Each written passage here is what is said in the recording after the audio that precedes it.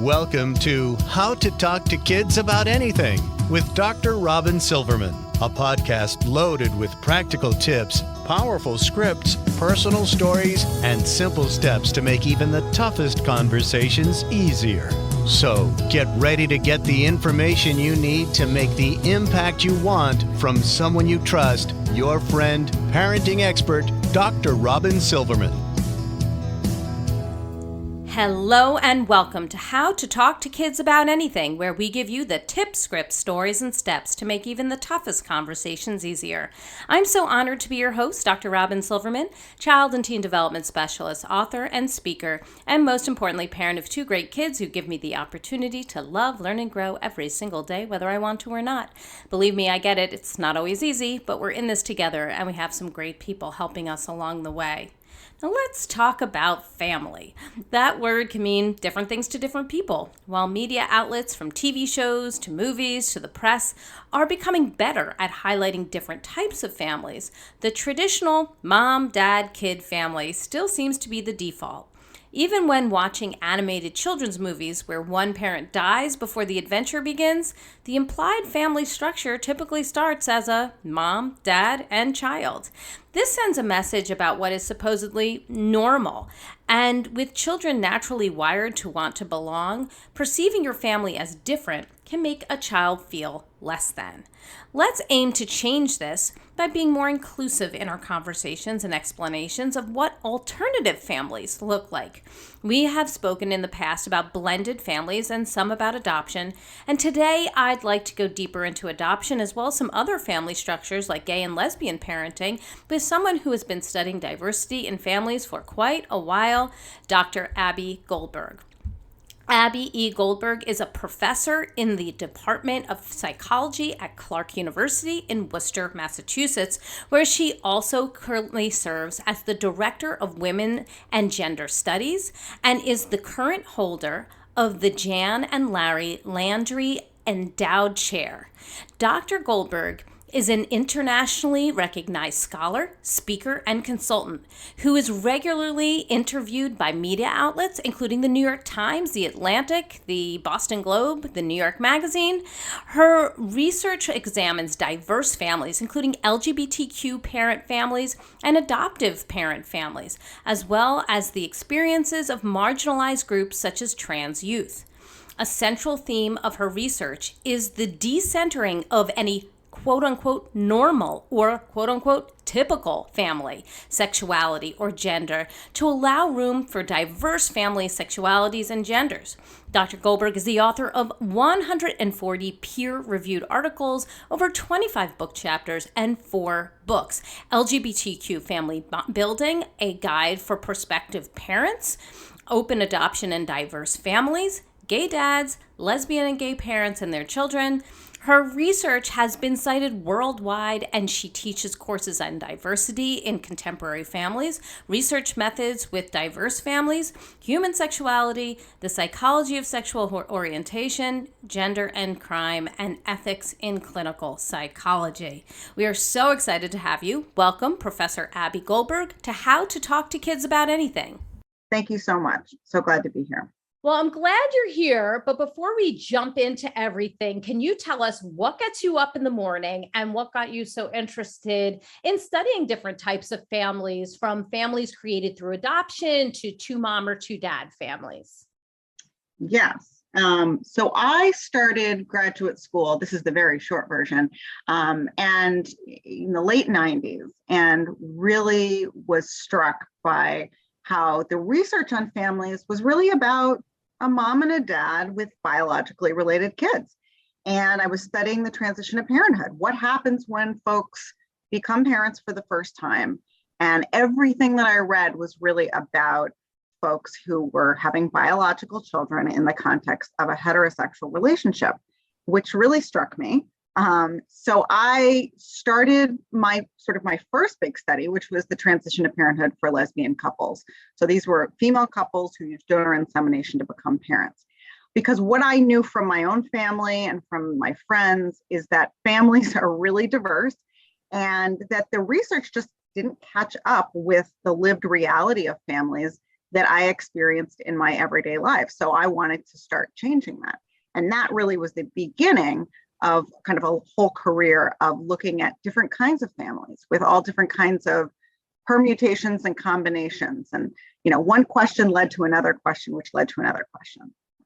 It's so interesting. And I agree with you. I was at school at the same time as you were when I was getting my Ph.D. at Tufts University and studying families through the lens of children's literature at that time, and looking at how things changed in children's literature. Were there books that were starting to reflect different types of families?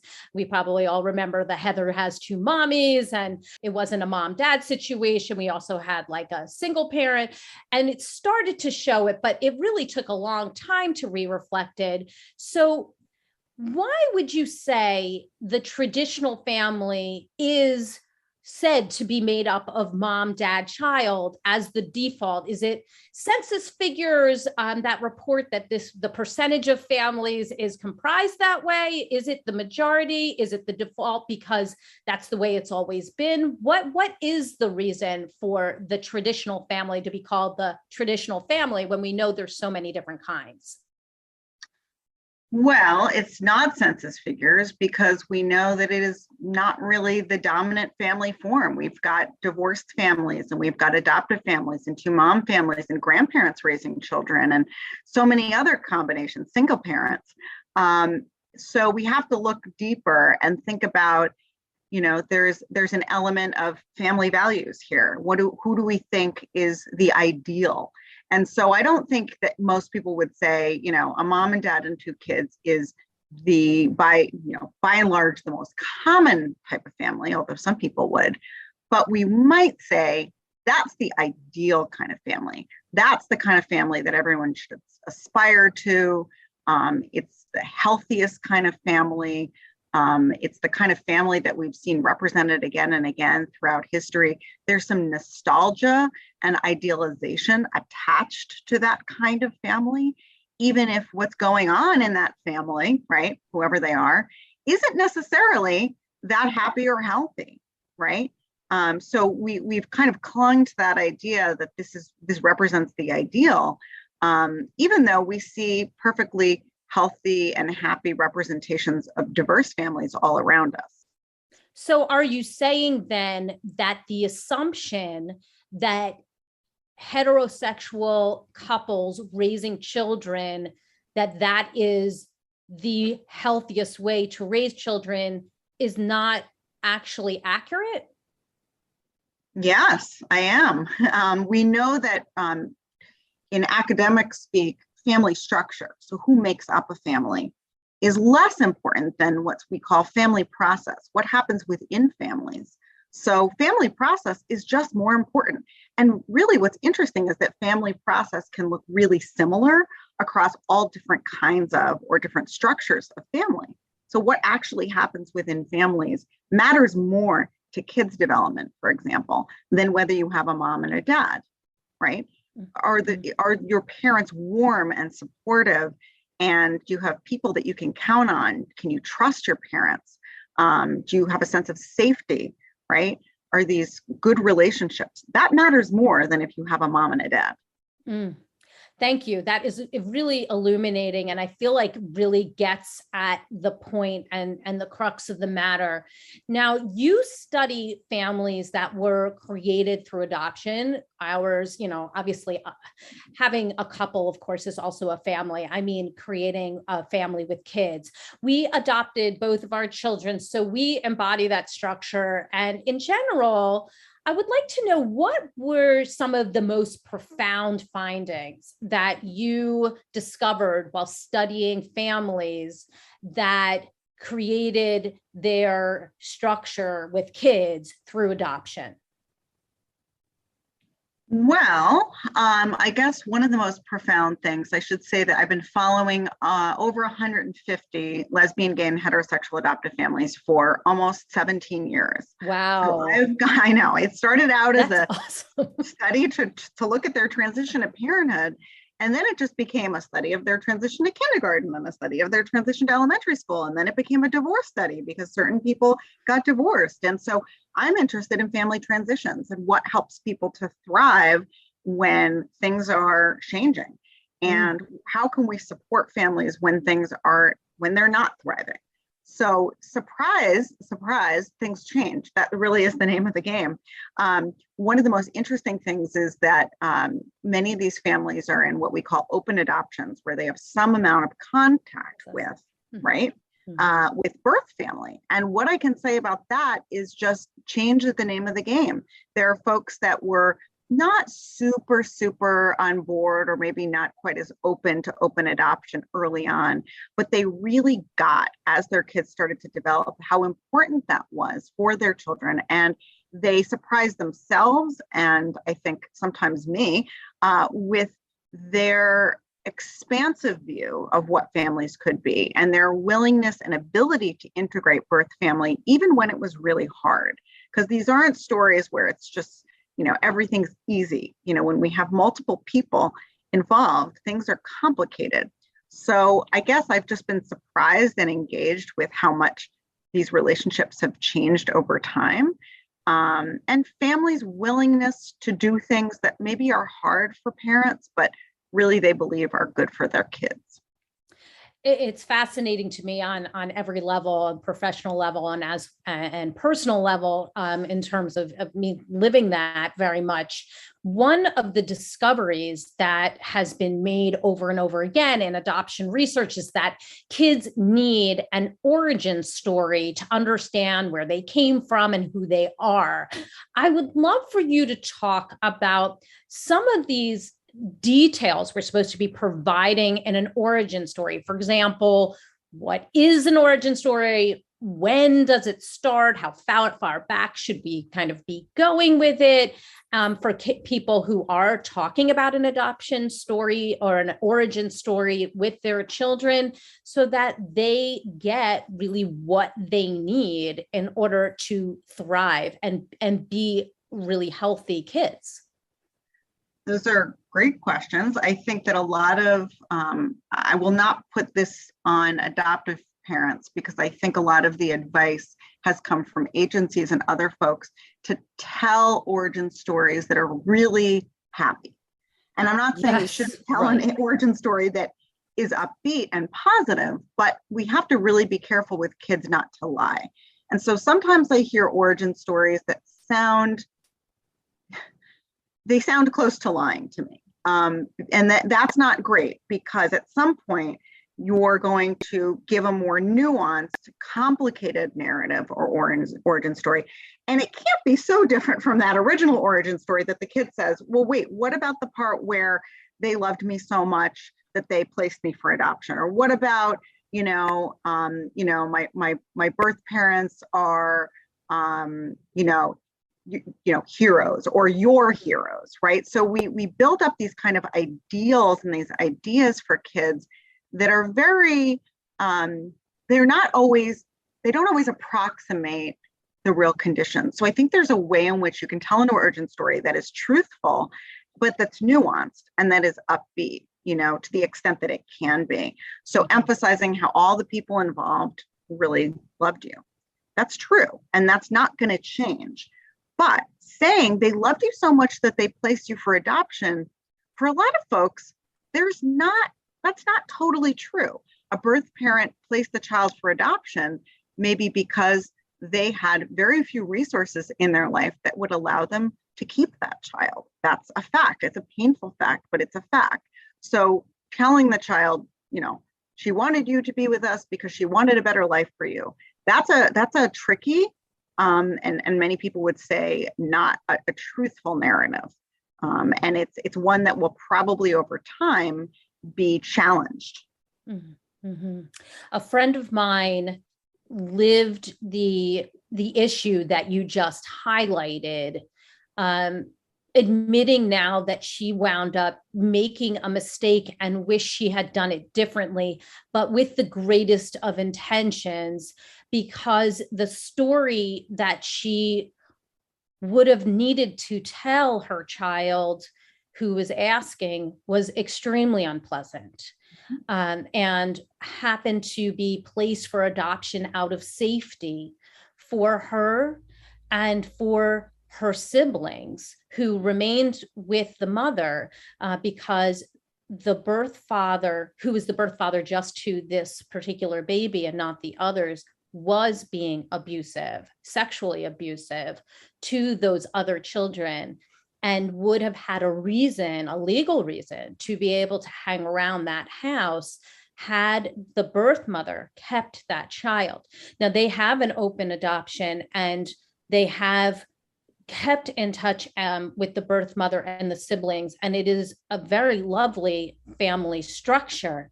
However, my friend has said, had she done it again, she would have liked to have said something like, you were placed for adoption because they wanted to keep you safe. And then once she was old enough, would have been able to detail that if the child said, what do you mean they needed to keep me safe? To be able to say, well, this person didn't understand body boundaries, and go into more detail as needed. So when she did finally get into it, it became so shocking that before that, the child kept thinking that they placed for adoption because she wasn't good enough. They kept the other children. So in her head, they gave me up. They didn't want me. So she made up another story, which is one of the problems that we wind up having if we don't tell the origin story, or if we circumvent the details. Isn't that true? Very much. And I would put the center of that story, even more so than they wanted to keep you safe. Your safety was the priority. So even changing that little bit of language around, the system wanted to keep you safe, or, these people, rather it was your safety, because that empowers the child to feel like they were, at the center. And that was a priority. And I think so many children who find out that their birth parents had other children do take that on and say, they kept these other children. What was so terrible about me?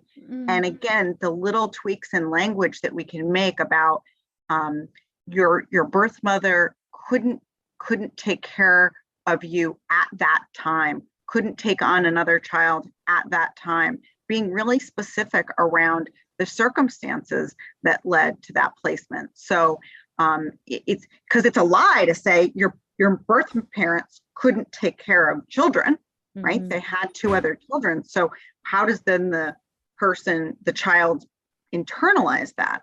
So rather it's, they couldn't take care of you at that time. Or it was really challenging at that time.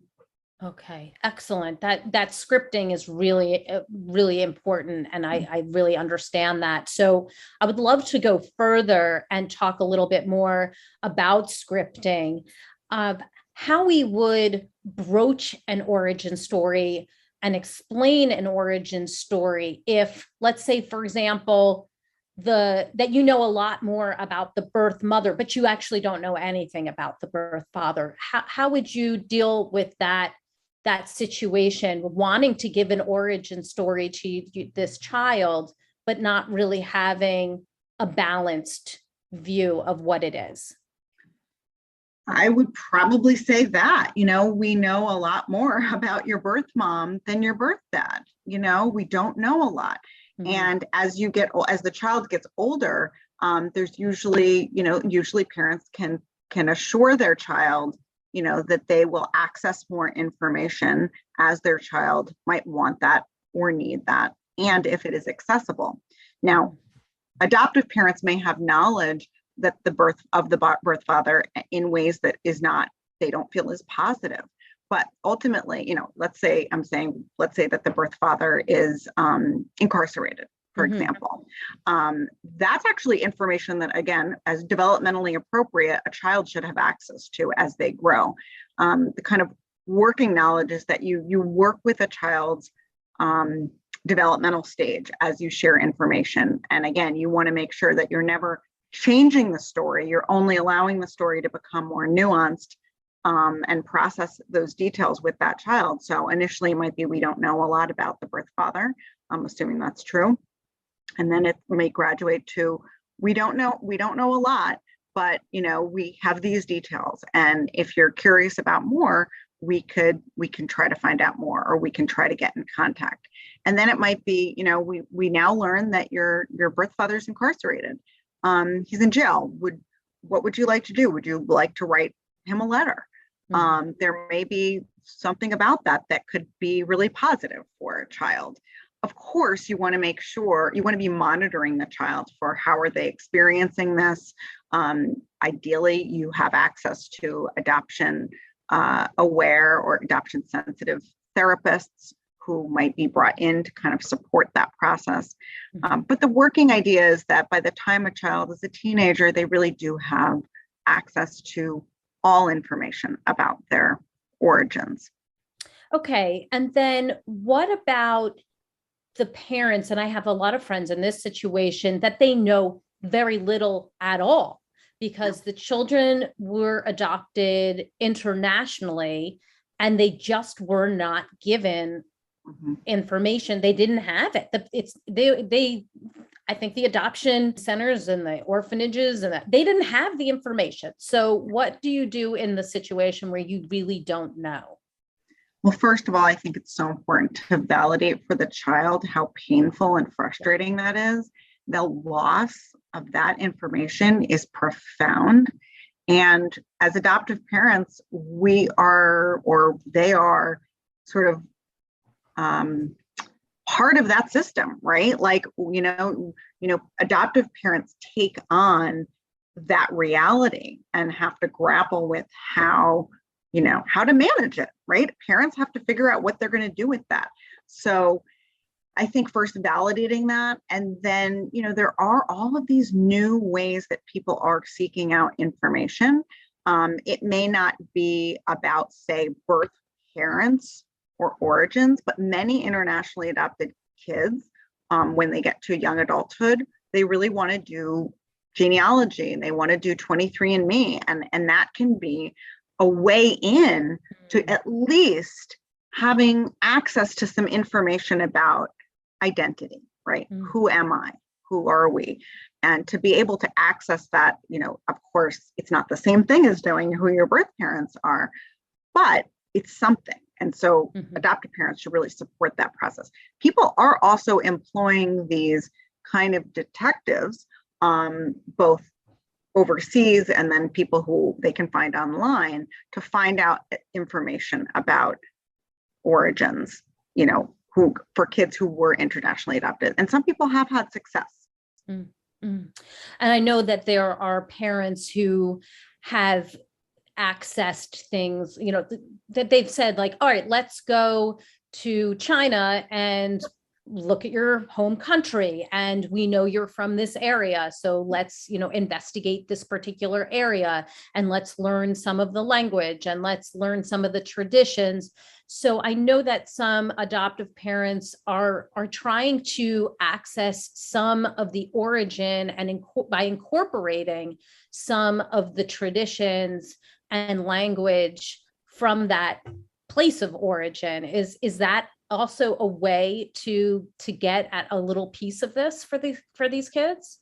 Yeah, I mean, certainly returning to that country as a family, right? And not just sort of sending the child, or, and part of it could be this sort of fact-finding mission, like trying to find out more about, going back to the orphanage and trying to find out more information. Some of the people use it as sort of a little bit of an excursion to try to gather more information. So it's both a cultural kind of immersion, but it's also a fact-finding mission, because they may be doing that work with their children, or maybe alone. So all of that is great. I think the key thing is that parents need to recognize that they are now part of a multicultural, often multiracial, multilingual family, that this isn't just their child's identity.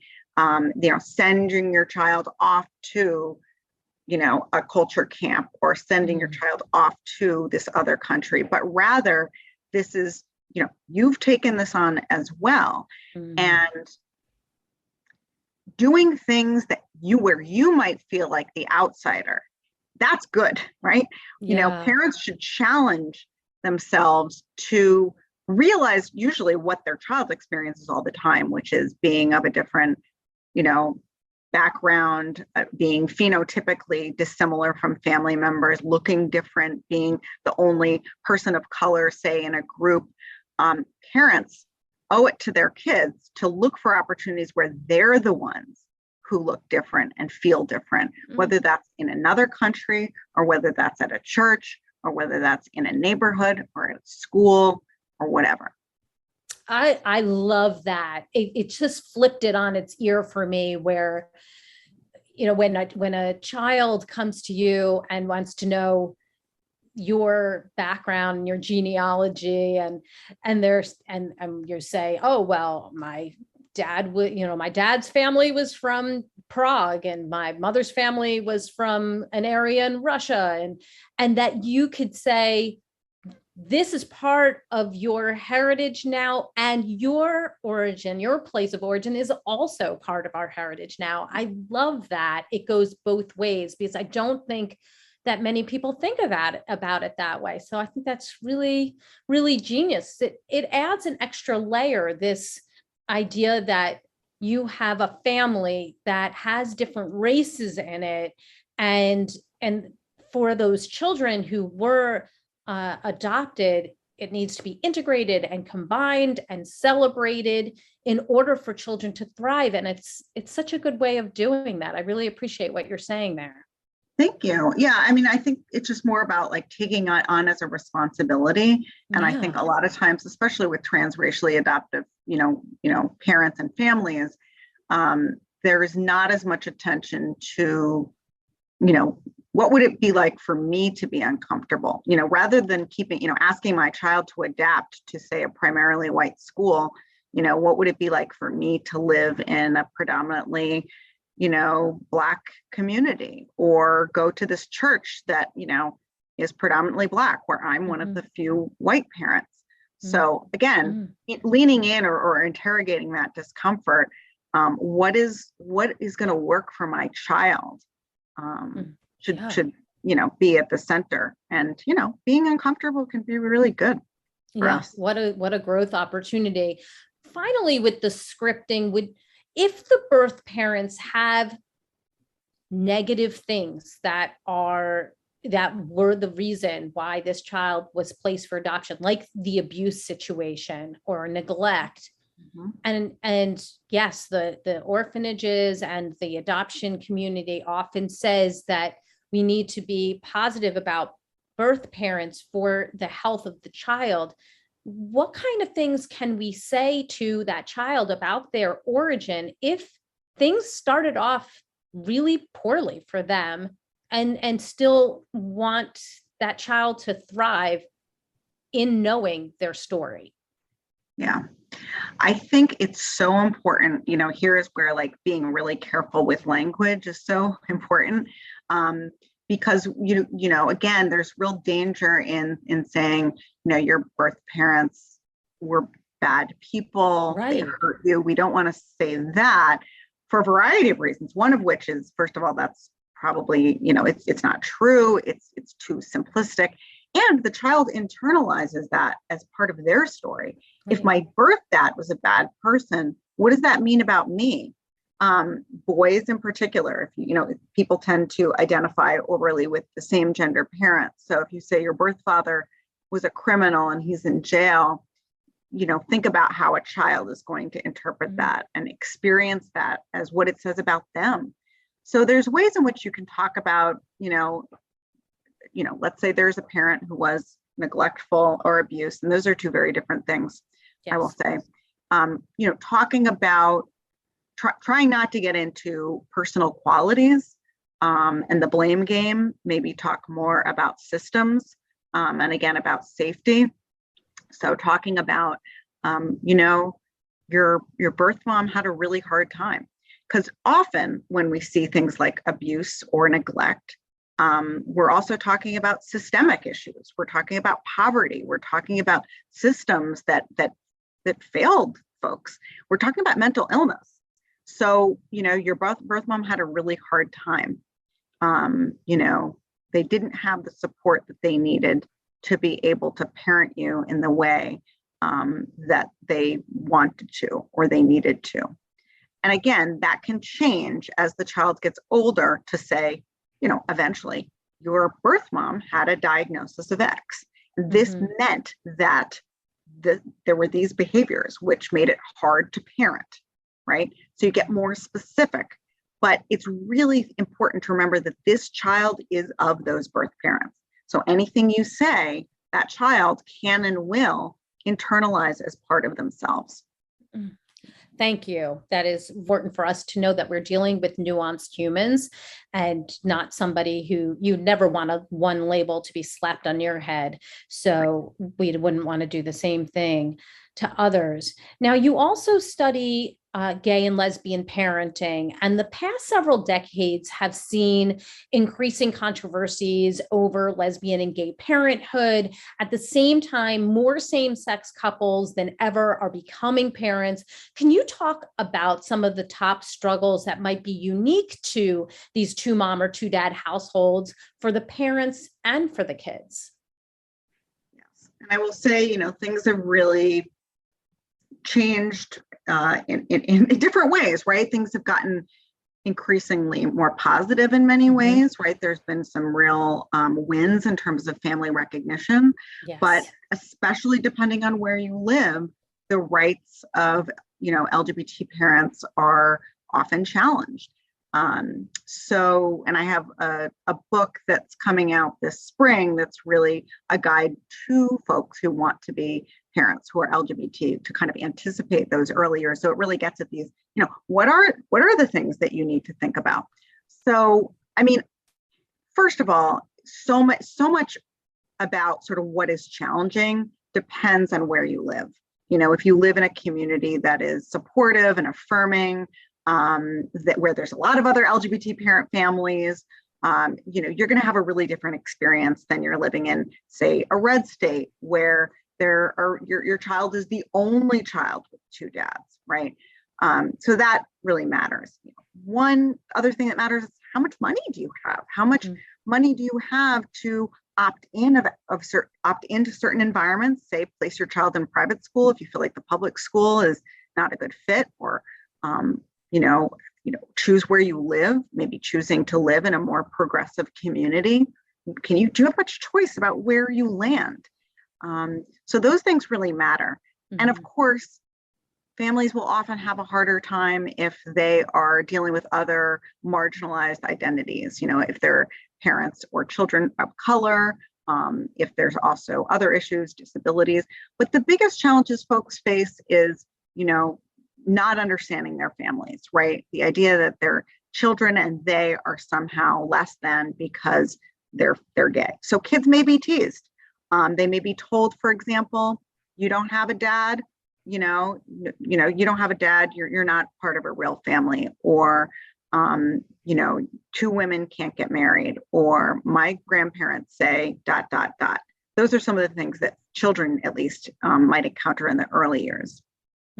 And so in order for us and the people who are listening to this podcast, who are people who want to talk to their kids about all different tough topics, if we want to create a more understanding world for diverse families, like the gay and lesbian parents you've studied, how might those who are listening, who have maybe a more traditional, the mom, dad household or a single parent household, talk to their kids about two mom or two dad households if their child is asking something like, why does Josie have two mommies, or why do I have two daddies instead of a mom and a dad, or those kinds of questions? How can we talk to kids about that so that they're more understanding and less likely to be the ones who are teasing and making people feel inferior?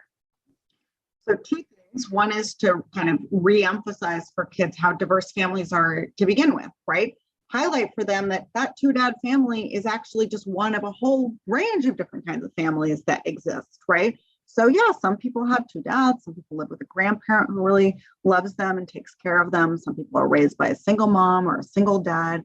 Some people have, three parents. Maybe they have divorced parents and one of them is remarried, right? Helping kids to know that, yeah, this is part of a spectrum of different kinds of families. And then really emphasizing that piece about process versus structure. So, well, families are really defined by who loves you and who you spend time with, not, the gender of parents. So getting them to understand what makes a family. Well, this is what makes a family.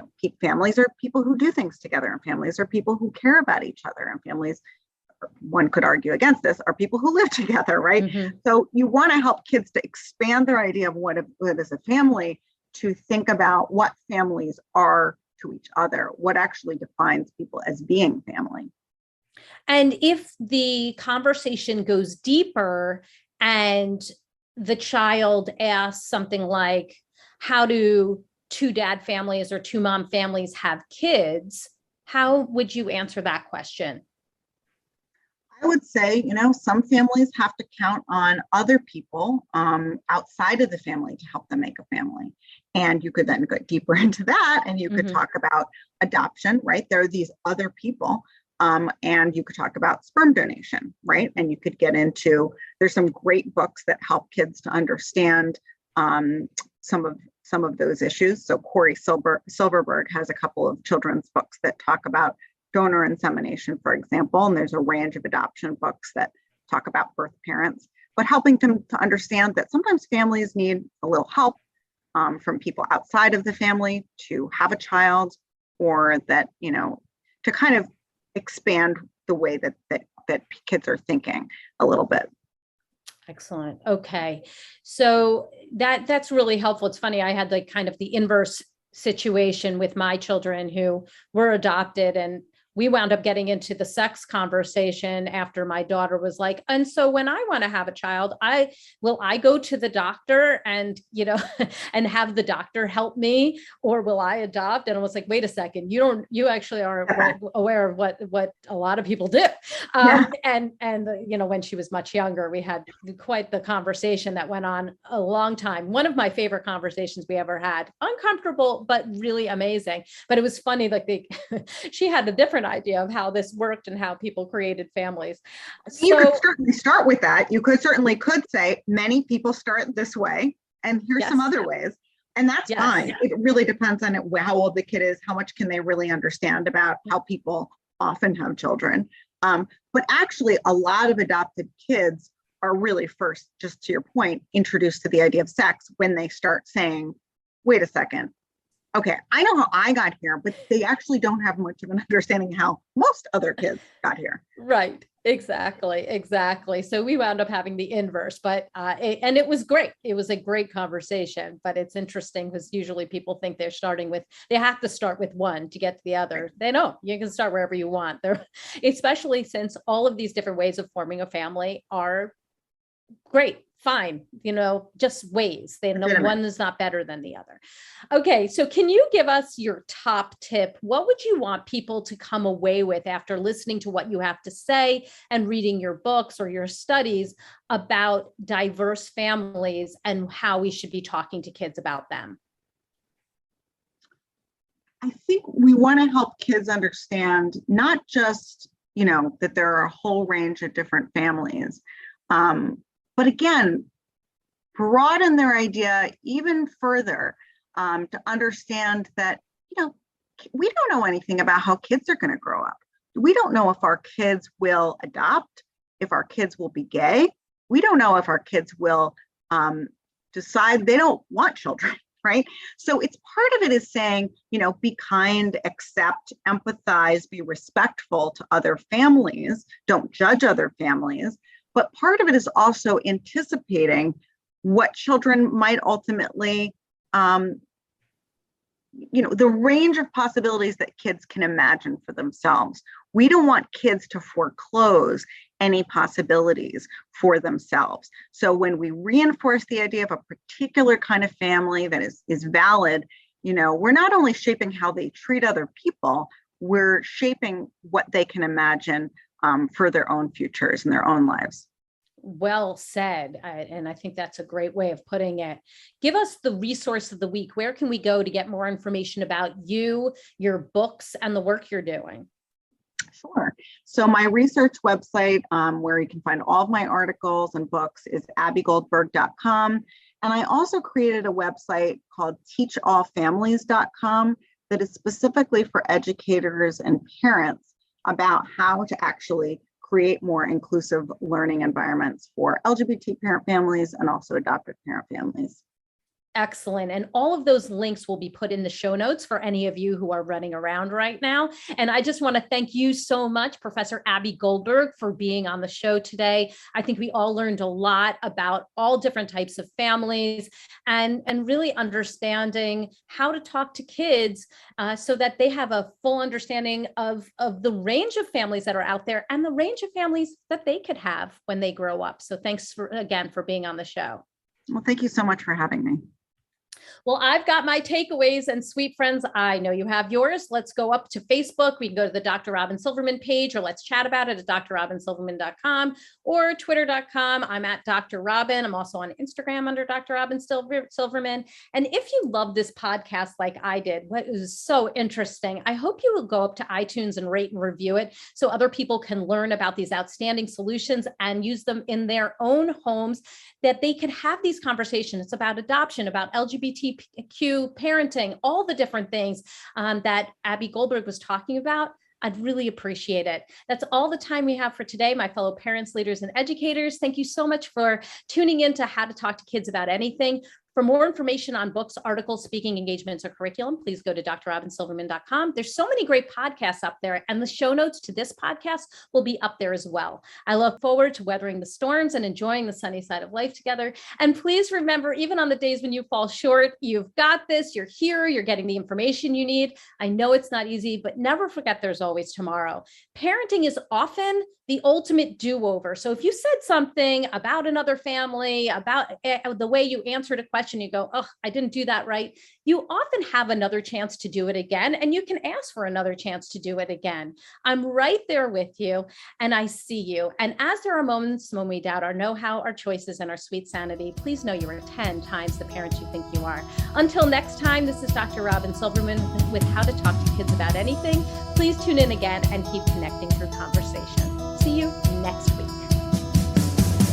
You've been listening to How to Talk to Kids About Anything with Dr. Robyn Silverman.